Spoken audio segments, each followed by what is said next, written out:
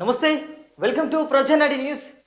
ముందుగా అంటే ఈ మధ్య కాలంలో ఎక్కడ చూసినా కూడా అటవీ భూమి అంతా కూడా అన్యక్రాంతం అవుతుంది. అదేవిధంగా ఆ యొక్క అటవీ భూమి ప్రభుత్వ భూమి ఏదైతే ఉందో అది కూడా కబ్జాకు గురవుతుందనే విషయాలు కూడా మనం చూస్తున్నాం. అదేవిధంగా మొన్నటికి మొన్న మనము గత 10-15 రోజుల కిందట కూడా భూపాలపల్లి జిల్లాకు సంబంధించినటువంటి ఒక అటవీ భూమి ప్రభుత్వ భూమి అనేది కబ్జాకు గురవుతుంది. అయినా కూడా అధికారులు పట్టించుకోవడం లేదని కూడా మనం ఒక కథనాన్ని వేయడం జరిగింది. అదేవిధంగా అక్కడనే మనం ఒక లైవ్ వీడియో ద్వారానైతే వీడియోను పబ్లిష్ చేయడం జరిగింది. సో ఆ యొక్క తరుణంలో కూడా సంబంధిత ఫారెస్ట్ అధికారి, ఫారెస్ట్ రేంజ్ ఆఫీసర్ తోటి మనం లైన్ లోకి తీసుకునే ప్రయత్నం చేస్తే ఆ యొక్క సార్ లిఫ్ట్ చేయలేదు. అతని నుంచి కూడా మనకు ఎలాంటి రెస్పాన్స్ అయితే రాలేదు. అదేవిధంగా దాని తర్వాత కూడా పలుసార్లు కూడా ఆ యొక్క అధికారికి కాల్ చేశాము. ఈ యొక్క భూమి కబ్జాకు గురవుతుంది, కబ్జాకు గురైంది, మరి దీనిపైన చర్యలు ఏంటి అనే విషయాన్ని కూడా అడిగే ప్రయత్నం చేసినా కూడా దాదాపు 4-5 సార్లు ఫోన్ చేసినా కూడా ఆ సార్ అందుబాటులోకి రాని పరిస్థితి.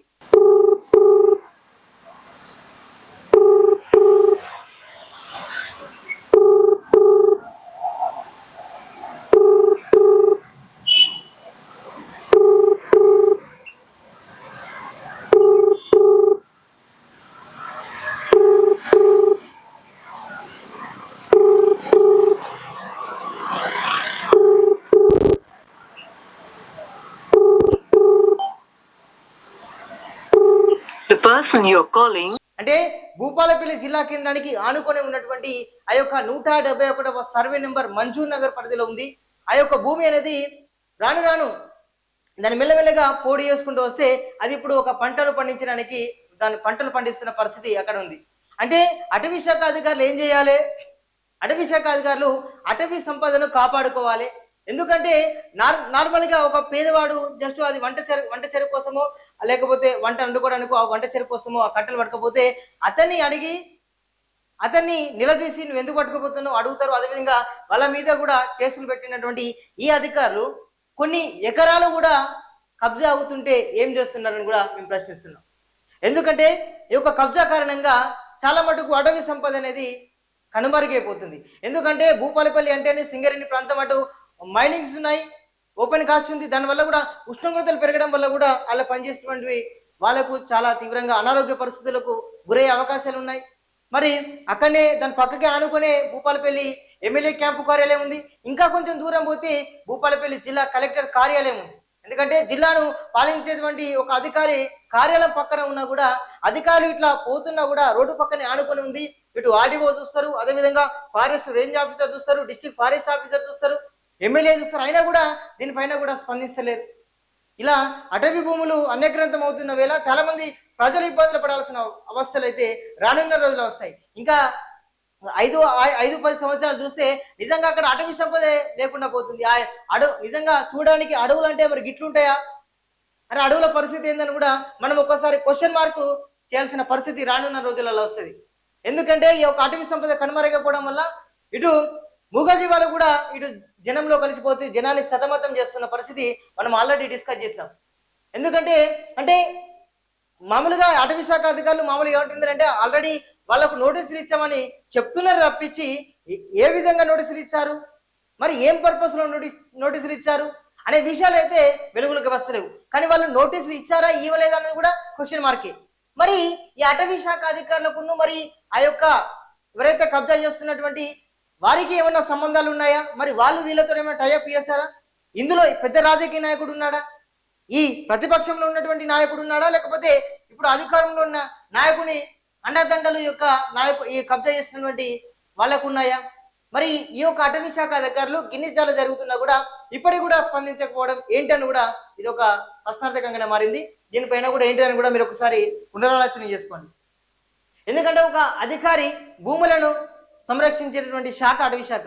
మరి ఇప్పుడే అడవులన్నీ మీరు సంరక్షించకుంటే మరి మీ యొక్క శాఖ పరిస్థితి రానున్న రోజుల్లో ఎట్లా ఉందో పరిష్కరించుకోవాలి. ఎందుకంటే మీరు అటవీ సంపదను కాపాడాల్సినటువంటి మీరు ఇలా అటవీ సంపద కనుమరుగి పోతుంటే మీరు ఎలా చూస్తుంటారో ఒకసారి ఆలోచించుకోండి.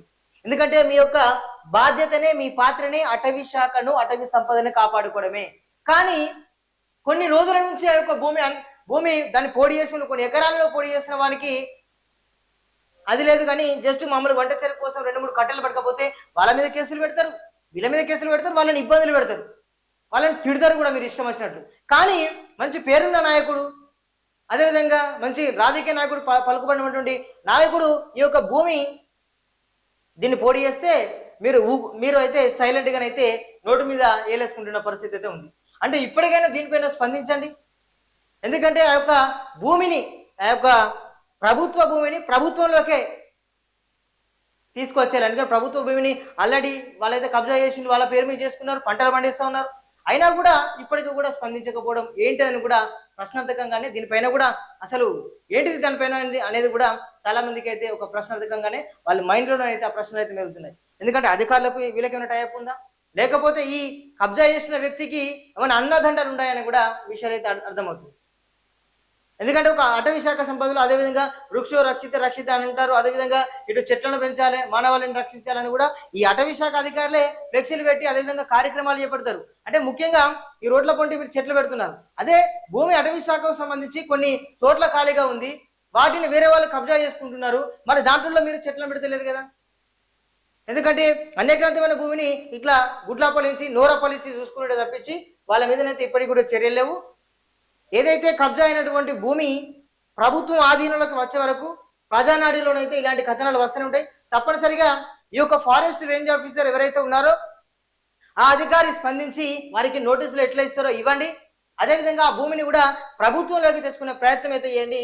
మళ్ళీ దీనిపైన కూడా ఇంకా కూడా మరిన్ని కథనాలు తెచ్చేందుకు కూడా మా ప్రజానిధి తరపున అయితే కథనాలు వస్తూనే ఉంటాయి. సో అధికారులు ఇప్పటికైనా స్పందించి ఆ యొక్క భూమి ఏదైతే ఉందో అది ప్రభుత్వం ఆధీనంలోకి తెచ్చాలని అయితే చూడాలని మేము డిమాండ్ చేస్తున్నాం. చాలా మంది ఆ రోడ్ల పొంటి వెళ్తున్నటువంటి జనాలు కూడా అంటున్నారు, అరే అధికారులు ఏం చేస్తున్నారు, ఇటు నాయకులు రోజంతా వస్తున్నారు, అటవీ శాఖ అనేది పోతుంది అనే విషయాలను కూడా వాళ్ళే అంటున్నారు. సో ఒక్కసారైనా నిద్ర నుంచి మేల్కొనండి అటవీ శాఖ అధికారులు, మేల్కొని ఈ యొక్క కబ్జాకు గురవుతున్నటువంటి ఏ నాయకుడిని అయినా కూడా వదిలిపెట్టకండి, ఆ యొక్క భూమిని మళ్ళీ ప్రభుత్వం ఆధీనంలోకి తేండి. సో ఇది చూద్దాం మరి అటవీ శాఖ అధికారులు వాళ్ళ యొక్క పనిని ఎట్లా నిర్వర్తిస్తారు. నిజంగా ఇట్లా ఉంటే మీ ఉద్యోగాలు కూడా రానున్న రోజులలో ఉండేవి. ఎందుకు ఉండేవి? అటవీ శాఖ లేనప్పుడు అటవీ అధికారులు ఎందుకు బెల్లప్పలేక ఊసడానిక? అంతే కదా. మీరు అటవీ శాఖ లేనప్పుడు మీరు ఎందుకు ఇక్కడ ఉండి, సో మీ శాఖ కూడా మీరే ముప్పు తెచ్చుకున్నటువంటి పరిస్థితిలో ఉన్నారు. ఒకసారి ఆలోచించండి. సో ఇప్పటికైనా ఇక్కడ ఉండండి అటవీ శాఖ అధికారులు స్పందించి ఆ యొక్క భూమిని ప్రభుత్వం ఆధీనంలోకి తెచ్చే వరకు కూడా మీరు కృషి చేయండి. మీరు కృషి చేయని ఎడల మేము మా ఛానల్ తరపున కథనాలు మరిన్ని కూడా ప్రసారం చేస్తాం. So keep watching ప్రజానాడి.